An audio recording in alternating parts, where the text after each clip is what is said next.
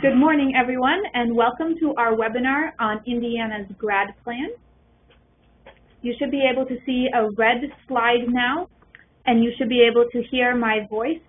If you have any questions, you can type them into the chat box, whether you've got technical problems or if you have a question for one of our presenters. Feel free to type that into the chat box at any time. I'm going to go ahead and introduce our panel of experts. I'm Sarah Hess from Learn More Indiana, which coordinates the College Go Week campaign. I'm going to let each of our experts tell you a little bit about themselves. So, Mrs. Reynolds? Hi, my name is Sue Reynolds. I'm the Executive Director of the American Student Achievement Institute, and I was involved in developing the first Indiana graduation plan, the original plan, and I've been a school counselor for many years in Indiana. Thank you very much. Mrs. Whitty? Hi, I'm Gianna Whitty. I am a family and consumer science teacher, and I teach at Indianapolis Metropolitan High School. And we teach college and career pathways as an integral elective for all students in the state of Indiana.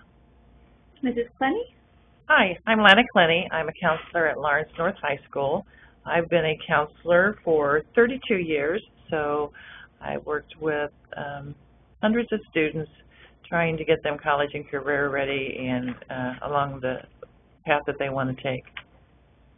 All right, well, thank you very much. We hope that you will all benefit from their expertise as well. We're going to go into 5 big questions about the grad plan and about planning for your future. But like I mentioned, we're also willing to take your questions. You can save them for the end, or you can ask a question as it comes up. Our first question is pretty simple. What is the Indiana Grad Plan, and why do I need one? We're going to let Mrs. Reynolds answer the first slide here. The Indiana Grad Plan helps you determine what you need to do today in order to prepare for your future. You'll begin by establishing a career plan and then identify the level of post-secondary education that you need to prepare for that career. For example, if you plan to become a doctor, then you need to attend a 4-year college. Or if you're interested in being an electrician, you may wish to attend an apprenticeship program. Then you'll plan the courses you need to take in high school to prepare for your post-secondary option. If you're planning to go to college, for example, you may wish to take courses associated with the Core 40 with Academic Honors Diploma. If you're planning to attend an apprenticeship program, you may wish to enroll in courses required for the Core 40 with Technical Honors Diploma. Your grad plan really ties it all together. It ties together your career plans, your post-secondary education plans, and then the high school courses that you'll take to support those plans. So the grad plan can tie all of those complicated things regarding your future in one place, and the grad plan also keeps you on track. Mrs. Clenny? The grad plan puts everything in one place, your test scores, ACT, SAT, your plans for the future, and your diploma goals. It makes it easier to see where you need to improve or change your plans to match your career goals. For example, if you plan on going to college for engineering but you haven't taken the SAT or ACT, reviewing your grad plan will remind you that you need to do that. If you want to pursue a technical career but you haven't considered the Technical Honors Diploma, the grad plan is a great place to start to see where you might be able to fit those classes into your schedule. It helps one focus to make sure you have covered all of your bases for what you want to do after high school and to make sure that graduation occurs smoothly and on time. So it sounds like the grad plan is really necessary for keeping you on track for your future. Mrs. Whitty, can you tell us about plugging into the grad plan? Absolutely. You know, a lamp is not going to work if you don't plug into it. Neither is your career. You must plug in. You must make a plan to prepare to find success. Getting ready for your future takes some thought. Take your grad plan seriously because the type of high school diploma that you earn, the classes that you take, and the grades you earn will help determine where you can go to college and what careers you can pursue and how shiny that light, how light bright this, I'm sorry, I messed that up. How bright you will shine. All right. It sounds like the grad plan is the tool that high school students need to succeed. Would you all agree with that? Absolutely. Well, we've got a second question here. What are my high school diploma options? I know there are several options in Indiana, and I'm going to let Mrs. Plenty tell us more about the options here. Indiana's Core 40 diploma prepares you for many colleges and careers, and it's the state's required diploma. You should plan on earning at least a Core 40 diploma. You will have more college options if you pursue the Core 40 with academic honors. To earn this diploma, you will have to take some extra classes and keep your grades up. Many colleges in Indiana prefer the academic honors diploma. You can visit collegegoweekindiana.org to see what diploma colleges prefer. If you want to enter a technical profession right after high school, the technical honors diploma is a great choice. You'll be able to get hands-on experience in high school along with the strong core available.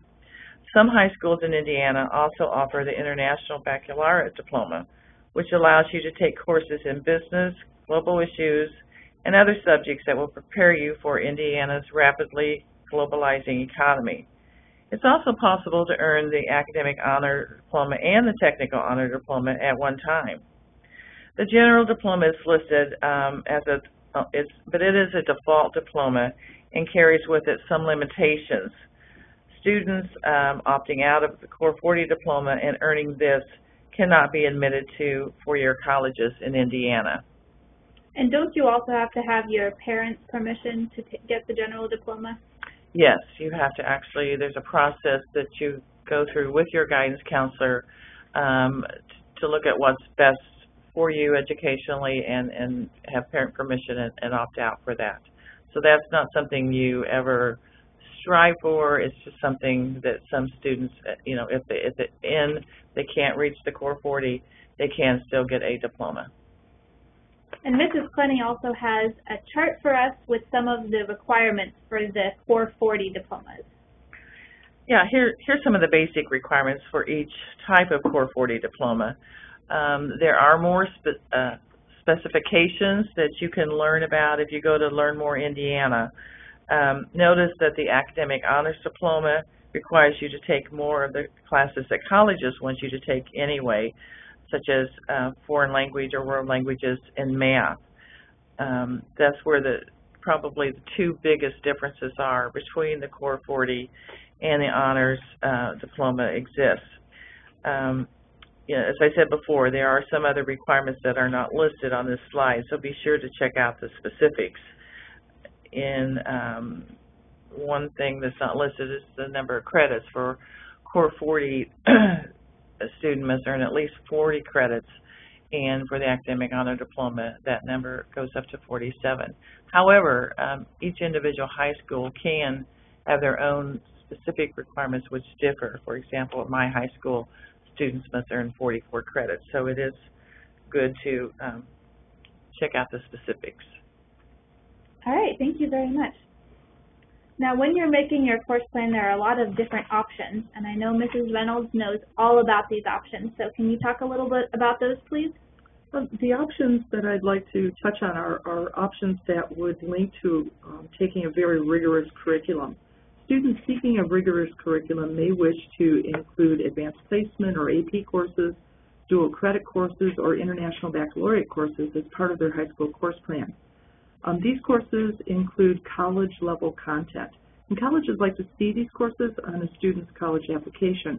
It shows the college that the student is really pushing themselves academically and that they're ready for college-level work. Taking these courses in high school may also save students time and money once they get to college. Students who do well in a dual credit course, for example, receive both high school credit and college credit. Students who take an AP or an international baccalaureate course and do well on an end-of-course test may be allowed to skip a course once they get to college. If you're an A or B student, you should strongly consider taking one of these college-level courses while you're in high school. And if you're not an A or B student, you may also wish to take one of these courses if your school provides tutoring or some other type of extra help for students enrolled in these courses.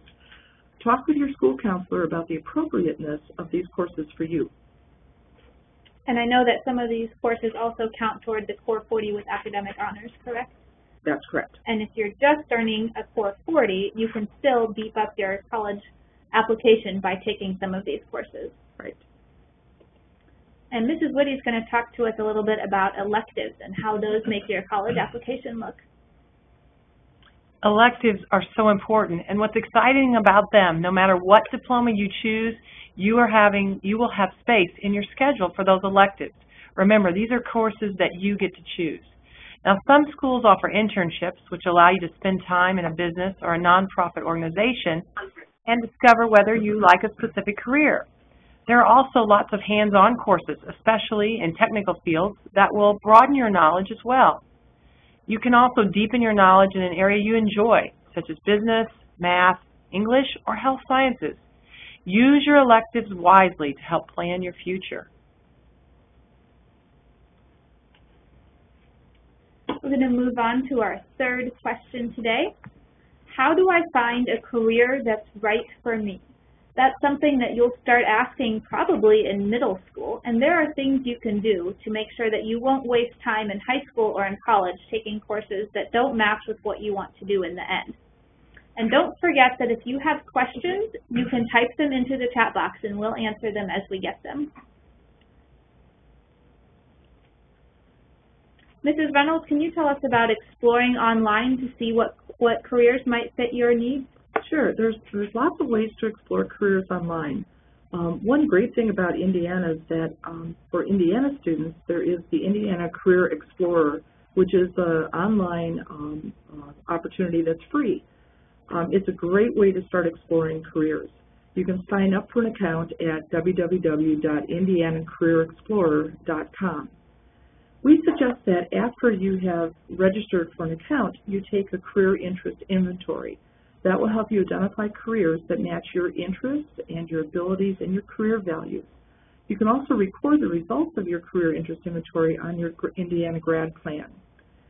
The Indiana Career Explorer is a great way to research specific careers that interest you too. If there's one career that you find interesting, you can go into the system and pull up information about that career so you can learn more about that specific career. Can you give us just some examples of what you might learn about that career, like salary and so forth? Sure.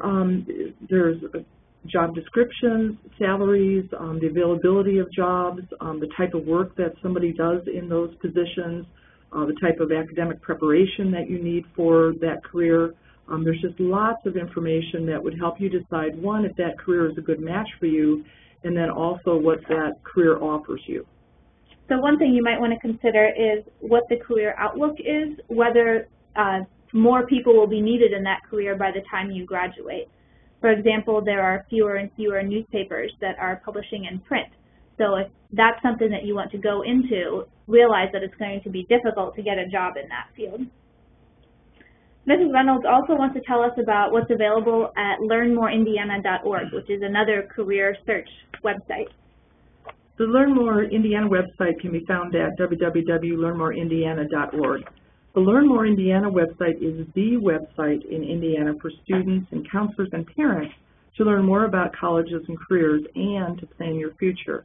The website includes lots of career resources, such as complete career profiles. Those profiles, as we were mentioning on the previous slide, include the average salary for that career, job descriptions, and an estimate of how many people will be hired in that field in the future. You can also find a link to information about career pathways. This information will be greatly helpful to you as you plan your high school courses. In the career pathways section, there's a recommendation of the courses that you might take in high school, including electives, that you would take if you're interested in a specific career. So if you're interested in engineering, it would give you a list of courses that you would take to move you along the pathway to a career in engineering. Also on the Learn More website, there's a link to the Indiana Career Explorer, so you could go into the Career Explorer via the Learn More website. And we suggest that students bookmark the Learn More website as their go-to website for career and college information. Well, thank you very much. We're also going to talk about ways you can learn more about careers at school. Mrs. Whitty? In the state of Indiana, we offer a fabulous course, and it is called Preparing for College and Careers. It is taught by either business teachers or family and consumer science teachers. This course would be a great one for you to take if you're trying to figure out what type of career do I want in my future. In this course, we teach exploring yourself, having the opportunity to not only explore yourself, but careers and college and post-secondary options. We also teach and focus on life skills that you're going to need for the rest of your life, such as making decisions, making a plan for your life, personal skills, and even employability skills and interviewing. Now, electives are also a great way to learn about a career or about what you are going to need to study in college. Discovering in high school that you don't like history or psychology, that's much better finding out about it now than waiting until you've paid for several semesters of college classes. And don't forget to evaluate your performance in school too. Which classes do you really enjoy? In which ones do you get the best grades? What do other people say that you are really good at? Learning these things now help you decide and make decisions for your future. That's great. You're making me want to take that class. Mrs. Clenny has some advice for us as well about how to get your foot in the door at a business. There's lots of different ways that you can learn more about a career. You can ask to shadow a professional for a day or half a day, and many high schools will excuse this absence if you do it during this school time. You can find in an internship in high school. Many high schools, again, have courses where they give credit for an internship. You can get an after-school or summer job in a career area that you're interested, such as hotel management, teaching children, construction management. And you can always ask to interview someone that you know, someone that has an interesting job or one that you're interested in. Maybe your dog's veterinarian, a family friend who's a photographer, or a relative who is doing a specific career that you have interest in. All of this information helps you, funnel into coming to a decision on what you really think you would like to focus on. Find out what skills and traits are required in a career, and then try to replicate that in a workplace setting, situation, or even a hobby. My daughter was interested in being a dentist, and two things that helped her, I think, achieve that goal was working in a dental office, a summer job, and actually playing the piano, which gave her strong hand dexterity. And so just think about, again, the traits, the skills, the personal traits and characteristics that go with a specific career, and then try to find things that are going to strengthen those for you. Great. And when you're doing that interview, maybe you can see if you can work that into a paper for school too and make it do double duty for you. Sure. Mrs. Clenny, why is the Grad Plan your friend? Well, they have the Grad Plan has lots of activities in there that it will direct you to, that helps you learn, more about yourself and the type of career that that you might pursue in order to succeed. It will match your interests and your likes to careers that are similar, and give you, more direction. Like Mrs. Whitty said, finding out about things that perhaps you don't like is just as important as finding out about things that you do like, and it's a process that narrowing down this career search. And so the Grad Plan can be your friend in making sure you get that diploma that you need, that you can go to the college you need, and then ultimately helping you discover that career that you have passion about. Well, I would encourage you all to make the Grad Plan your best friend. And we're going to move on to the fourth question. How do I get into college? We've talked a lot about college and how it links to careers, but you might be wondering if college is right for you, and if so, how do you get there? What do you need to be doing now? We're going to ask Mrs. Whitty to talk a little bit about your college options. You have many options as you prepare for your future. Quite possibly you're going to want to go to a 4-year institution and earn a bachelor's degree. Or maybe you want an associate's degree, which is 2 years. You might go to Ivy Tech. You might go to IU. You might go to Notre Dame or Purdue. There are so many different options out there. Quite even, you might possibly look into getting an advanced degree, such as an MD by becoming a medical doctor. But these are all options that are open to you. You might choose to earn a workforce certificate in a field that interests you. Now, normally this is a technical field. You get an apprenticeship in a specialized career like being a carpenter or receive training through the military. You might even choose to live at home or on a campus. You might choose to go full-time or part-time. Today's high school graduate has lots of choices. So check out all your career outlooks on that learnmoreindiana.org website to make sure that your path leads to a career in a field that still needs workers by the time you graduate. Wow, it sounds like college doesn't look at all like the movies. Lots of options. You know, you may not be sure, but you can be sure of one thing, that you need a plan for your future.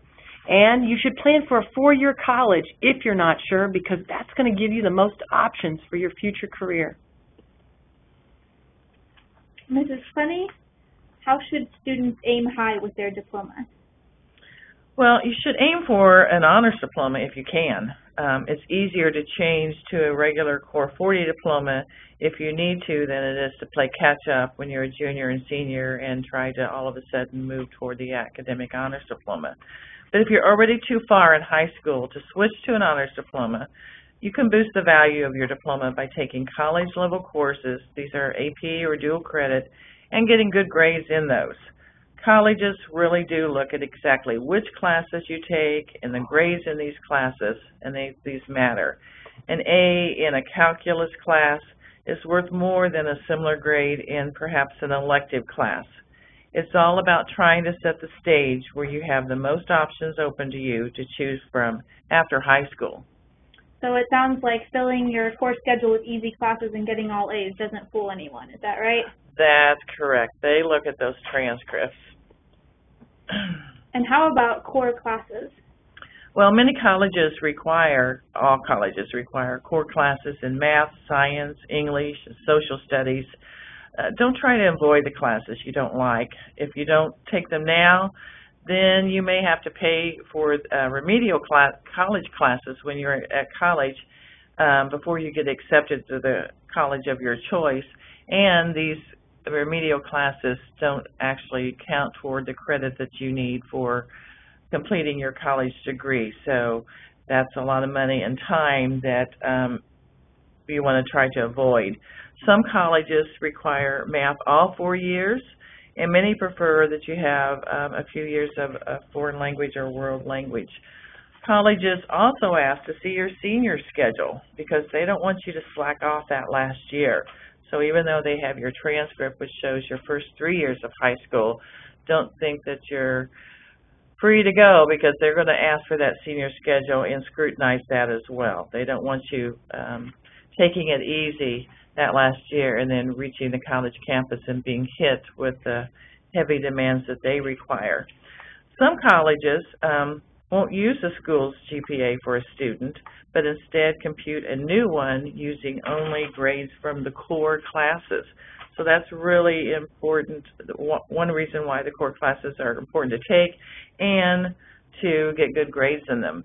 Additionally, research shows that definitively that the more classes you take, the higher your test scores will be on the SAT or the ACT.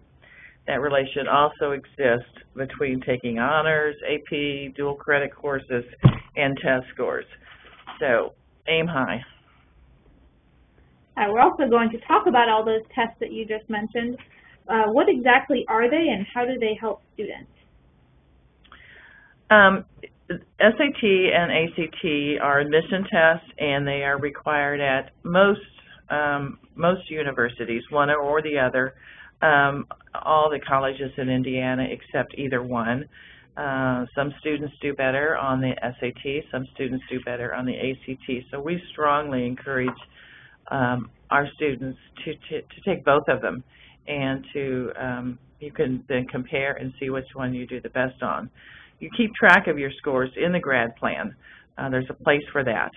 You take the SAT and the ACT.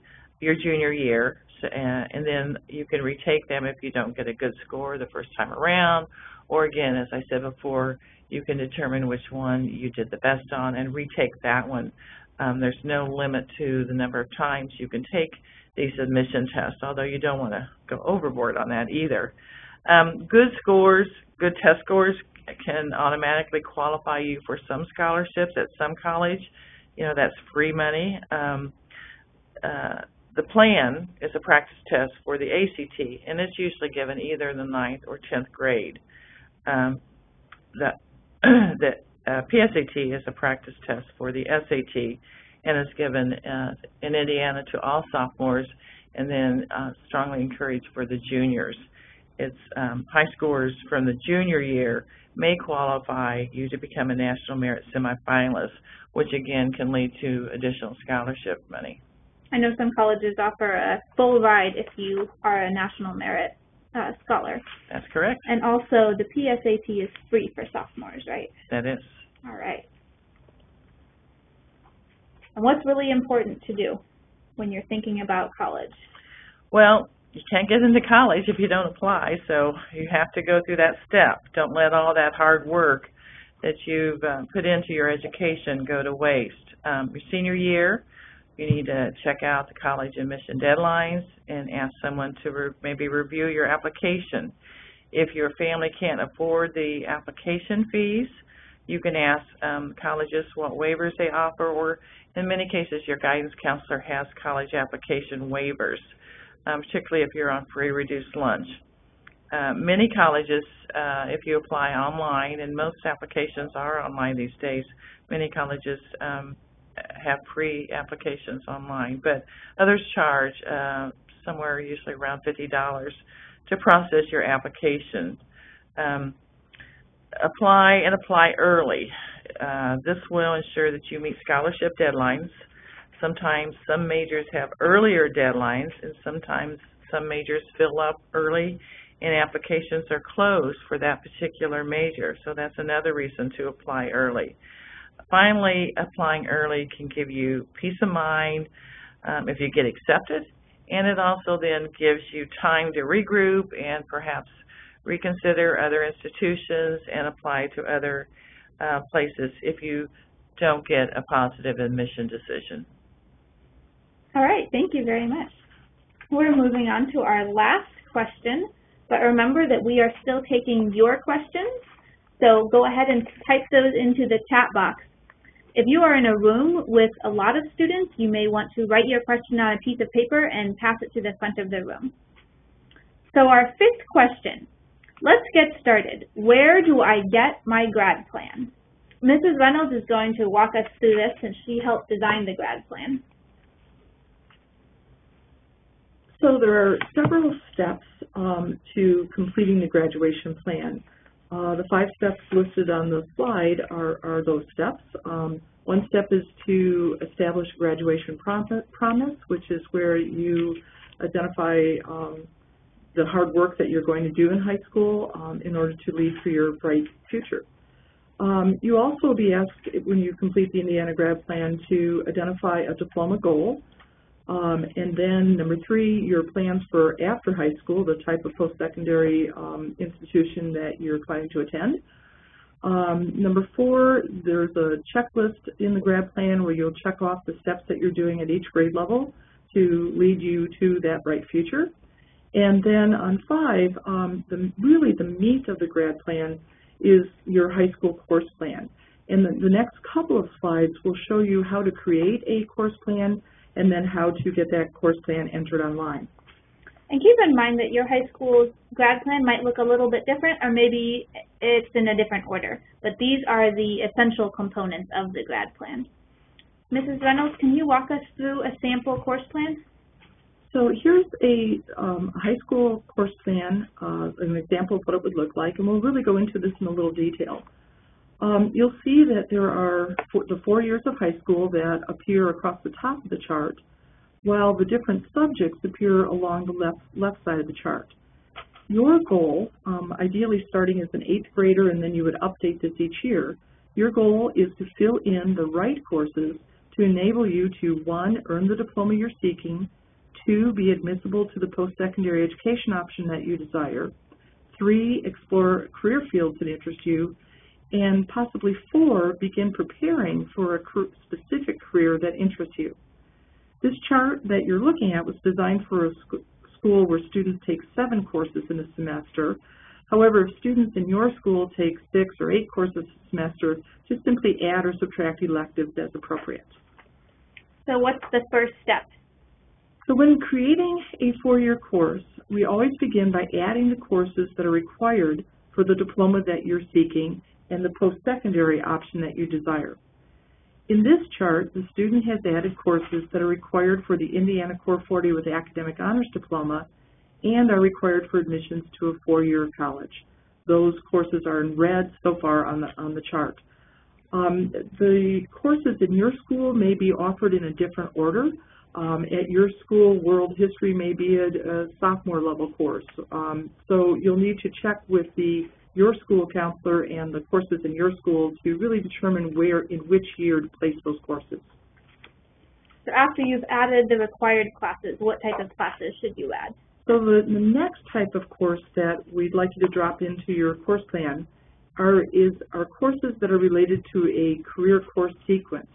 These courses are designed to help you explore a career field or to prepare for a specific career that interests you. Remember that there's the career pathways that will recommend electives that you should take that align with different career fields. In this plan, the student has added courses in green that will help him prepare for a career in engineering. So the electives began in the freshman year and then were added each year through the senior year to help the student explore the career of engineering and then actually to begin learning the knowledge and the skills that will make them successful as an engineer. And the third step? The next step is to add your electives. Electives may be enrichment courses that you take for fun or for personal interest, or they also could be a study hall if you need time at school to complete tasks outside of class. In this case, the student has opted to continue participating in band, and you see that they have added those classes, band, each year in blue. All right, almost done. What should you do last? So the final step is to check your credits. Students who pass a course earn 1 credit for each semester that they pass. Be sure that the number of credits that you need to earn the diploma that you want is appropriate. I know you can also do this online. Can you walk us through that process? Yeah, we recommend that students do their Indiana Grad Plan online. That gives you a great way to warehouse your thoughts and to make them accessible to you later. You always know where they are if you've put your Grad Plan online. You can go to the online Indiana Grad Plan from the Learn More Indiana website, or you can get to the Indiana Grad Plan from the Indiana Career Explorer website. Once you're to the Indiana Career Explorer website, click New Users Register Here underneath the Login button. Once you've registered, your home page will look something like this. To find the Indiana Graduation Plan, first click My Portfolio. All right. And then on the Indiana Graduation Plan, look for the left-hand menu. Click Indiana Graduation Plan in the left-hand menu, and then you'll be taken to a page that looks like this. Ah, that looks like a grad plan. Where do we start here? Begin by filling in your personal information, and then expand the gray boxes below to see the 5 steps of the grad plan. If you've taken a career interest inventory on the Indiana Career Explorer, your results will automatically appear in the appropriate spot. That's one advantage of doing a career interest inventory in the Indiana Career Explorer, and that is that your results automatically appear in the grad plan. You will also be able to create your 4-year course plan here. So what does the course plan look like? So to create your 4-year course plan, just simply click the orange boxes and then identify the courses that you plan to take during each year of high school. Don't forget to include courses that will lead you to the diploma that you want, enable you to enter the post-secondary option you desire, and help you explore or prepare for careers that interest you. You can save your course choices You can also have your counselor approve your course choices online, and you can even email your course plan to your parents. All right, and I know that these orange boxes are linked to which school you're at, so the drop-down courses should be ones that are actually available to you. So what's the first step when you're developing a grad plan? Well, there's lots of ways to begin, but one thing that's very important to remember is that your school counselor is a great resource for you. Please use your school counselor as a resource as you develop your grad plan. Be sure to attend programs presented by your school counselor that are designed to help you understand careers, post-secondary education options, high school course planning, and scheduling. You may also request a one-on-one meeting with your school counselor to talk about your grad plan and the decisions that you're making. Most Indiana schools ask their students to create their grad plan online, but some schools have a paper version of the Indiana grad plan that your school counselor may ask you to complete. Your Indiana grad plan is the roadmap to your bright future. Make your grad plan a good one. Research careers, plan to continue your education after high school, select the right diploma type for you, and select the appropriate high school courses. Then, simply follow your plan to your bright future. Well, it sounds like the grad plan is the way to your bright future, and it contains all of the steps that you need to get through high school and into college and into the career of your choice. We know that this is a complicated process, and we are more than happy to take your questions. If you type them in the chat box, we'll be sure to answer them. And we will be here for a few more minutes, so please go ahead and ask us any questions that you might have. All right, we have a request to review the online grad plan again, so we're just going to go back to those slides and have Mrs. Reynolds go through it again. So you first start by signing up, correct? That is correct. So you sign up online. You go to the Career Explorer website, and then you have to create an account there first. So right below where it says log in, you would click on new users register here, and then the student would create their account. There's also, I think, a 1-800 number at the bottom of the page if you have any problems with this, and you can call the company that runs this website for us. Then, once the account is created, so there's then an individualized account for every student in the state. So once the student has created their account, then they would click on My Portfolio. That's the first click to take them to the Indiana Grad Plan. Before we move off of this slide, please notice all the other tabs there. So there's all the resources on the Indiana Career Explorer where they can learn about themselves. That's where they would go to for the career interest inventory. They can explore occupations. That's where you can either, well, there's several things you can do there, but you can type in a career of interest, and then it will give you all that information about about that occupation. The plan for education is where folks would go to explore post-secondary options, plan for work, find a job. But then My Portfolio, to get to the Indiana Grad Plan, is where the student wants to click. Once they've clicked on that, we can move to the next slide. Once they've clicked on that, then they'll come to a page that looks like this, which is actually their portfolio. You can see in the bottom middle part where it says My Profile, that's where everything that they've done online is going to show up, and everything that they've entered into their graduation plan will show up partially there. So they want to click on Indiana Grad Plan, and that's where the students will do the data input that will become part of their career plan. So you can see at the top, or kind of in the middle, it says personal information. They're going to just, put in information about themselves. Keep in mind these are password protected. When the accounts are set up, the students, get a password so that not just anyone can get in to see their information. And then in the bottom section, you can see the 5 steps, starting out with the graduation promise. And the very last one, the 6th step, is just a notes page. That's just basically a text box where if there's things that a student wants to remember, like, don't forget to submit the FAFSA in my senior year, or don't forget to apply right at the beginning, apply to college right at the beginning of my junior year. You know, any notes that they want to write to themselves, or they might say my counselor recommended that, and anything that they want to remind themselves, they can put that in that information text box in the very end. But the top boxes are the 5 steps, and so to open up a box, they just click on the plus, and that will open that box. So let's click on the plus for the education plan, or the 4-year course plan. And on this page then, there are little pluses that will open up parts of the education plan.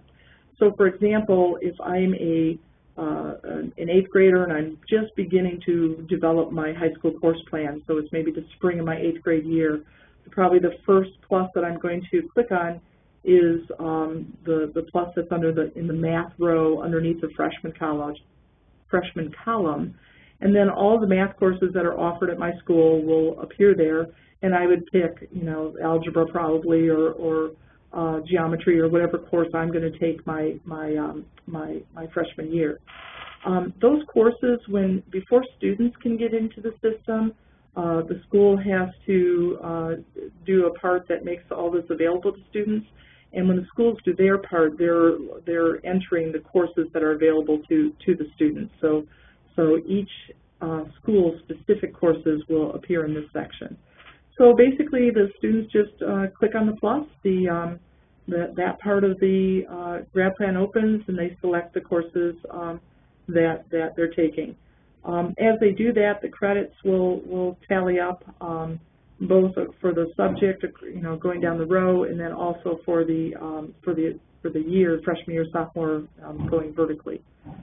So that's basically it. And this webinar will be archived and will be posted on the Learn More site. So if this is something that you want to use later with groups of students, you'll be able to pull up these instructions and show this webcast to your students.